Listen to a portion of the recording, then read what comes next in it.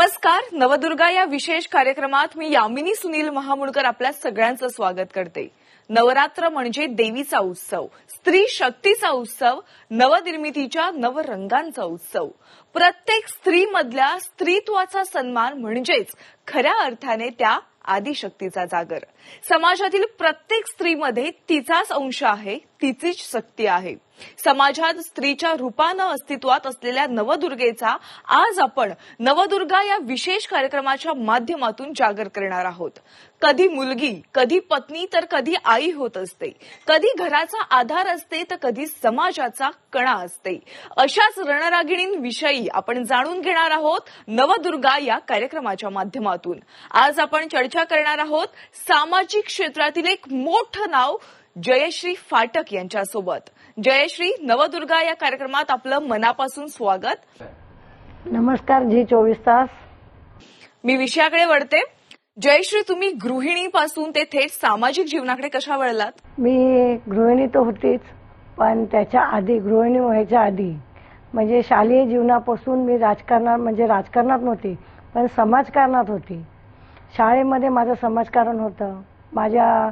मी जिथे राहत होती त्या वस्तीमध्ये सुद्धा माझं समाजकारण होतं. समाजकारणचं माध्यम माझं असं होतं की शाळेत होणाऱ्या महिलांवर, काय मुलींवर अत्याचार व्हायच्या, काय मुलं शालेय जीवनामध्ये, शाळेतली मुलं किंवा शाळेबाहेरची मुलं, अगदी मुलींना अगदी चिडवलं वगैरे असलं तर मी अगदी लीडर असायची की त्या मुलांना मी अगदी त्यांना त्यांची शिक्षा द्यायची म्हणजे अगदी त्यांना मी बोलू नाही शकत, अटक केली ती गोष्ट, पण मुलींना मात्र न्याय व्हायचा. आमच्या वस्तीमध्ये किंवा आमच्या चाळीमध्ये वगैरे काही झालं तरी मी सुद्धा त्यावेळेस सुद्धा लहान मुलींना म्हणा, मोठ्या स्त्रियांना म्हणा, तर माझी एक लीडर क्वालिटी त्यावेळेस पण होती.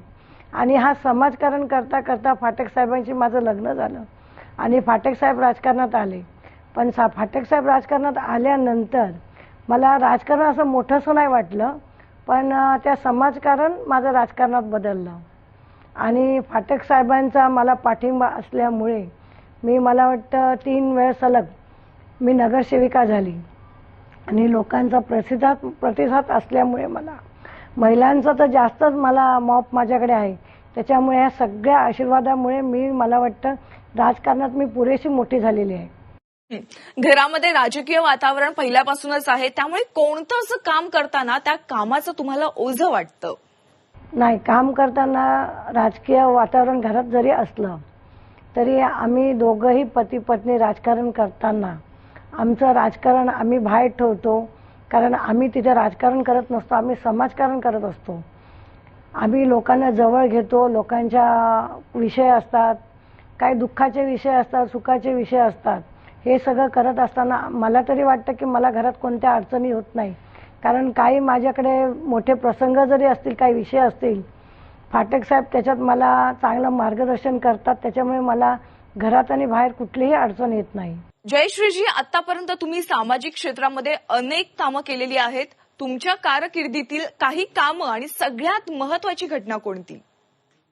मी केलेली महत्वाची पालिकेच्या माध्यमातून तर भरपूरशी अशी कामं केलेली आहेत, पण वैयक्तिक अशी कामं आहेत, जी घटना आहेत. मला वाटतं एक शाळा आम्ही ओपन केली आहे, कारण त्या शाळेच्या माध्यमातून जे काय आम्ही सहकार्य करू शकतो, मला वाटतं हे आमच्या दोघांच्या आयुष्यातली मोठी गोष्ट आहे की आम्ही एक शाळा ओपन करून आम्ही शैक्षणिक क्षेत्राकडे वळलेलो आहोत. आणखीन एक प्रश्न, सामाजिक क्षेत्रामध्ये काम करताना खास केवळ महिलांसाठी तुम्हाला कोणतं कार्य करावं असं वाटतं? हा सगळ्यात मोठा प्रश्न आहे की सामाजिक क्षेत्रामध्ये काम करत असताना महिलांच्या एक समस्या नाही, अनेक समस्या आहेत, जे मी स्वतः एक महिला असताना भोगते. की मला वाटतं की नुसतं जेवण बनवणं, फिरणं वगैरे ही मोठी गोष्ट महिलांसाठी राहिलेली नाही आहे. आता महिलांसाठी मोठी ही गोष्ट राहिलेली आहे की बाबा आज सण आहे, काय कार्यक्रम असला पाहिजे.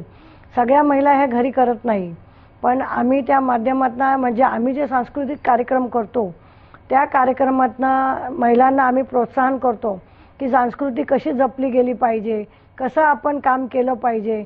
सगळ्या महिलांना घर आणि मूल आणि चुलाच्या बाहेर येऊन कार्यक्रमाला हातभार लावतात आणि कार्यक्रमाचे जे सुख घेतात ते मला वाटतं याच्यापेक्षा मोठा कार्यक्रम काही नसणार. जयश्रीजी, तुम्ही घर आणि सामाजिक जीवनाचा मेळ कसा घालता?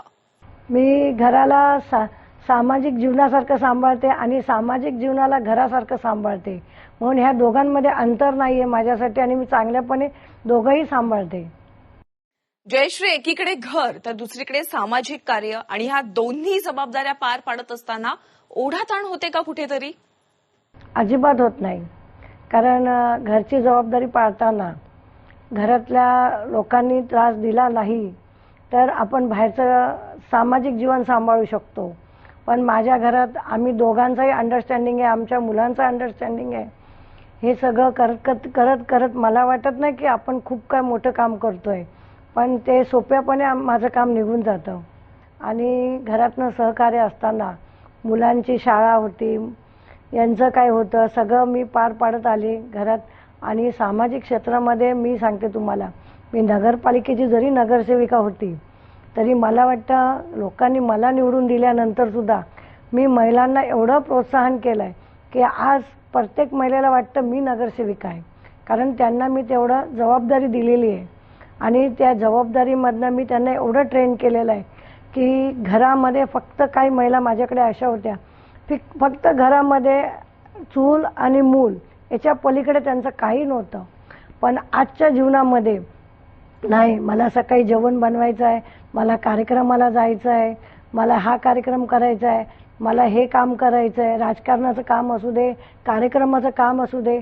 अगदी त्या महिला एवढ्या मला वाटतं 15 वर्षामध्ये एवढ्या ट्रेन झाल्या आहेत की त्या स्वतःहून सांगतात. आणि काही त्रुटी असतील तर मला स्वतः कॉल करतात, त्या वहिनी आपण हे काम करूया, ते काम करूया. पण जेव्हा हे बोलतात तेव्हा मला असं वाटतं की माझी महिला सक्षम झालेली आहे. आणि या सक्षमीकरणमध्ये मला वाटतं की असं सगळ्या महिलांनी पुढाकार घेऊन हे मला वाटतं आपलं जग फक्त महिलांचंच नाही आहे, पुरुषांचं पण आहे. पण महिला जर पहिल्या स्थानावर आहेतच आणि त्याच्यामुळे ह्या स्थान मिळवताना महिलांनी आपण कुठे कमी पडतोय ते घराच्या बाहेर पडल्यानंतर त्यांना कळतंय की आपण घराच्या बाहेर पडल्यानंतर आपण बाहेर किती कमी आहोत आणि घरात किती कमी आहोत. जेव्हा ह्या महिलांना आपला कमीपणा कळतो तेव्हा त्या मोठ्या होतात आणि तेव्हा त्या प्रसिद्धी होते त्यांची.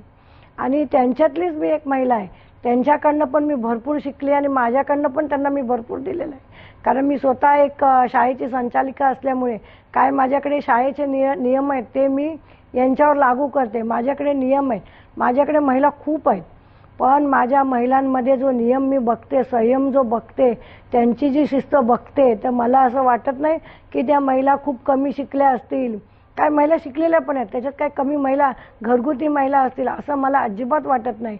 पण हे जेव्हा मी बघते तेव्हा मी अगदी माझं मन भरतं. कारण माझ्यावरचं त्यांचं प्रेम आणि त्यांच्यावर माझं जे प्रेम आहे हेच माझं माध्यम आहे प्रसिद्धीचं. आतापर्यंत तुम्ही विविध समाजासाठी कामं केलेली आहेत, लोकांच्या तुमच्याकडून खूप अपेक्षा आहेत, त्यामुळे लोकांना अपेक्षित कामं करताना कोणत्या आव्हानांना सामोरं जावं लागतं? लोकांच्या समस्या हे कधीच संपत नाही आणि आम्ही 100% कोणाचं काम करू शकत नाही, 100% काम कुठलंच होत नाही. पण जे काही काम होतं ते आम्ही आव्हानच समजतो. लोकांच्या समस्यांना आम्ही स्वतःला आव्हान समजतो की आपण त्यांच्यापर्यंत किती तात्पर्य आणि किती त्यांच्यापर्यंत आम्ही त्यांचं काम करू शकतो. हे आव्हान आम्ही स्वीकारतो आणि जेवढं आमचं काम असेल तेवढं आम्ही काम करत असतो. आणि याच्या पलीकडे पण जास्त करून महिलांच्या समस्या असतात, त्यांच्या घरातल्या नगरपालिकेचं तर काय बघा, नगरपालिका म्हणजे नगर म्हणजे नळ, गटार, रस्ता ही कामं तर पालिकेच्या माध्यमातून होतात. पण नगरसेवक असताना आणि महिला प्रतिनिधी असताना मला असं वाटतं की आपण महिलांसाठी जे मी काम करते, पण मी कुठेही शो अप करत नाही, मी कुठेही फेसबुकला टाकत नाही की मी ह्या महिलेला काम केलं, हिचं मी, म्हणून माझी ही प्रसिद्धी कमी होते. आणि हे सगळं असताना त्यांच्या घरगुती विषय असतात, काही त्यांच्या आजारपण असतं घरामधलं, काही दुःख असतं, काही सुख असतं, त्याच्यामध्ये मी सहभागी होते. हा माझा सगळ्यात मोठा आनंदाचा भाग असतो. आणि हा आनंद घेण्यासाठी मला वाटतं मी कायमस्वरूपी, उद्या जरी मी नगरसेविका नसली, राजकीय क्षेत्रात नसली, तरी मी असा ठराव केलेला की आपल्याला राजकारण जरी आपण सोडलं तरी समाजकारण मला सोडायचं नाहीये. कारण ह्या समाजकारणामुळे माझं खूप मोठं नाव झालेलं आहे. आम्हाला अशी आव्हानं आता नगरपालिकेत असताना सुद्धा आव्हानं होती आणि आता समाजकारण करताना महिलांची ही समस्या आहे की महिलांना काय रोजगार हवा आहे, काय अजून आम्हाला म्हणजे त्यांचा घराला हातभार लागला पाहिजे, त्याच्याशी मी सहमत आहे. हे सगळ्यात मोठं आव्हान आहे माझ्यासाठी की महिलांसाठी आपण काय रोजगार देऊ शकतो, काय रोजगार करू शकतो. तर त्याचं मी माध्यम एक ठरवलं आहे. संकल्प प्रतिष्ठान हे जे फाटक साहेबांचं जे ट्रस्ट आहे आणि जे मंडळ आहे त्याच्यातनं मला असं वाटतं की महिलांसाठी मला काहीतरी करावं लागेल आणि त्याची कदाचित मी सुरुवात आता करणार आहे. पण ती सुरुवात झाल्यानंतरच मी ते तुम्हाला सांगेन. आजवर तुम्ही लहानग्यांपासून ते वयोवृद्धांपर्यंत वेगवेगळ्या वयोगटातील लोकांसाठी विविध योजना साकारल्यात. पण खास करून विद्यार्थ्यांसाठी काय करावं असं वाटतं? विविध वयोगटासाठी मला वाटतं आम्ही ज्येष्ठ नागरिक वगैरे प्रत्येक वर्षी कार्यक्रम करतो, तो काय मोठा विषय नाहीये. पण आता विद्यार्थ्यांचा विषय विचारलाय तर त्या विद्यार्थ्यांसाठी मी जसं आता तुम्हाला सांगितलं की आमची एक स्वतःची शाळा आहे. त्या शाळेच्या माध्यमातून माझ्या ज्या प्रभागामध्ये शाळा आहे सगळ्यात कमी फी म्हणजे संकल्प शाळेची आहे, सगळ्यात कमी फी. आणि हाच म्हणजे ही कमी फी घेण्याचा विषय असा आहे की हा विद्यार्थ्यांना आणि पालकांना एक मदत आहे की शाळेची, कारण आजच्या जगाला गरज आहे ती शिक्षणाची आणि शिक्षणाचं माध्यमच तुम्हाला जगभर पसरू शकतो.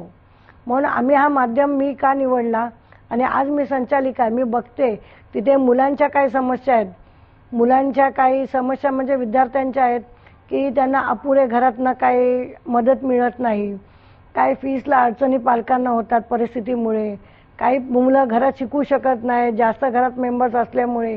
पण आम्ही सगळे हे कार्यक्रम आम्ही शाळेमधनं त्यांना करतो, एक्स्ट्रा क्लास वगैरे करून आम्ही विद्यार्थ्यांना एवढं प्रोत्साहन करतो की मुलं अगदी म्हणजे शाळेमधनं घरी जाताना त्यांना वाटतं की आम्ही शाळेत परत यावं म्हणून. आणि हे विद्यार्थ्यांसाठी मला वाटतं पुढे जाऊन मला असं वाटतं की आता माझी शाळा 10वी पर्यंत आहे, पुढे कॉलेज खोलायचं माझं चाललेलं आहे. तो आता माझा ऑन द वे ते माझं काय ते मी पूर्ण करणार आहे आणि कॉलेज एक ओपन करणार आहे. आणि हे कॉलेज ओपन केल्यानंतर किती काय प्रशिक्षण आपण देऊ शकतो, कारण माझ्याकडे सगळे मध्यमवर्गीय आहेत, काही सगळे मोठ्या लोकांची मुलं नाहीत, मध्यमवर्गीयांमध्ये काय समस्या असतात ते आपल्यापेक्षा सगळ्यांना माहिती आहे. पण त्या समस्या माझ्या शाळेत येऊन आणि विद्यार्थ्यांसाठी हा प्रोत्साहन असला पाहिजे असं मला वाटतं. जयश्री, आतापर्यंत तुम्ही अनेक सोशल वर्क केलेलं आहे, पण कधी असं वाटतं का की काही करायचं राहून गेलंय किंवा महत्वाचा उद्देश काय आहे? तर राहून गेलं, राहिलं तर भरपूर काही आहे, पण जे काय माझ्या माध्यमातून झालेलं आहे त्याच्यात मी समाधानी आहे.